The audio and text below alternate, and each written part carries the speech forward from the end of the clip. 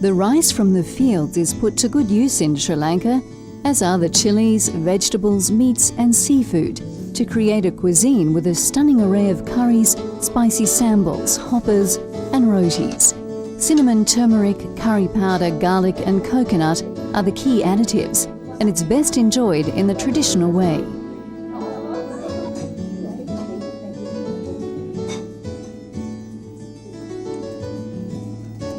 Right, bit of gravy, mix it up together like this. Yes.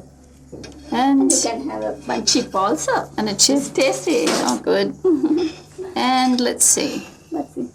You like this green leaves? It's called amalgam. Yes. Actually, you know, it does taste better when you use your hands. Yeah. It really does. My mother would die, but hey.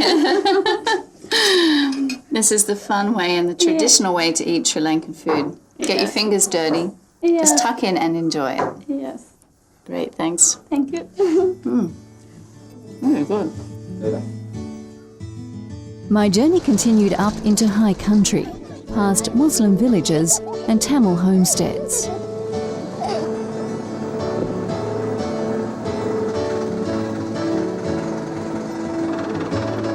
A group of Buddhist children came out to greet me. Then it was on to the stunning Hunas Falls and the aromas of the spice gardens. So this is a spice garden? Yes. What is your name? My name is Ayani. Do you work here? Yes. What sort of spices have you got here? What is this one? This is cinnamon. This is cinnamon. Yeah. At the Jetwing-owned Hunas Falls Hotel, every room has a view like this.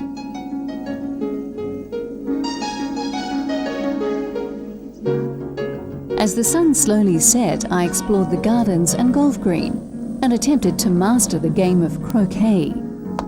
Whoever invented the expression high tea probably meant for it to be enjoyed in a place like this.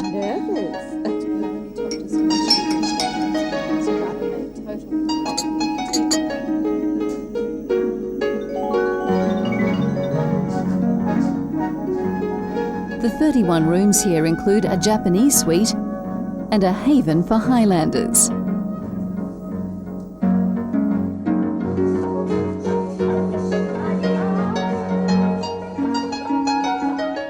My next destination was further up, to the town of Nuwara Eliya.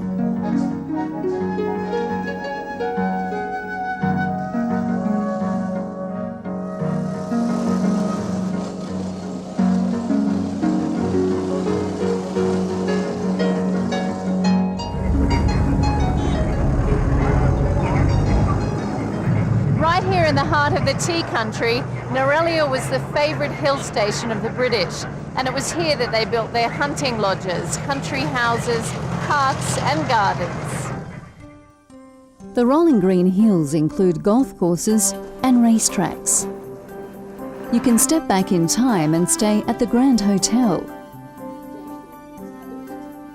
or discover the colonial charm of St Andrews, a century-old Tudor-style colonial mansion, complete with drawing rooms and cosy fireplaces.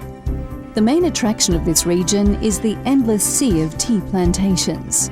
James Taylor introduced the leafy crop in 1867. Other Brits like Sir Thomas Lipton followed. The warm altitude and sloping terrain of this region proved ideal for growing. A tea bush can live for over 100 years, but the quality of the tea depends entirely on the way it's plucked, and that's with 2 leaves and a bud. Then it heads to the factory for the drying process, and 24 hours later, it's ready for the pot. And today, Sri Lanka is the world's second biggest tea exporter. The higher you climb, the better the tea. I went in search of a good cup of tea.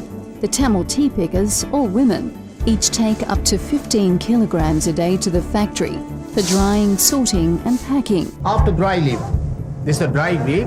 After dry leaf, we are collect the basket, we are shooting down. We are sending down. Every 50 minutes, 300 kilo. The tea is flavoured, graded and sent to Colombo for auction.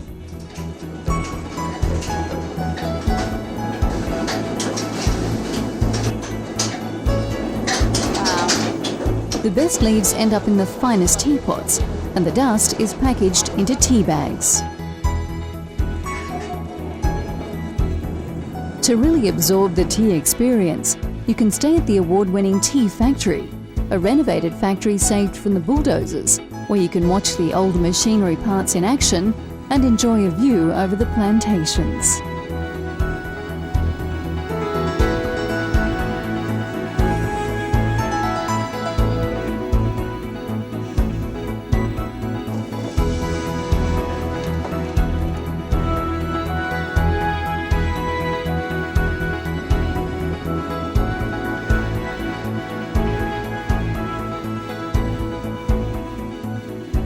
All that was left was to begin the journey back to the coast, past temples, through stunning mountain passes, and onwards to another adventure.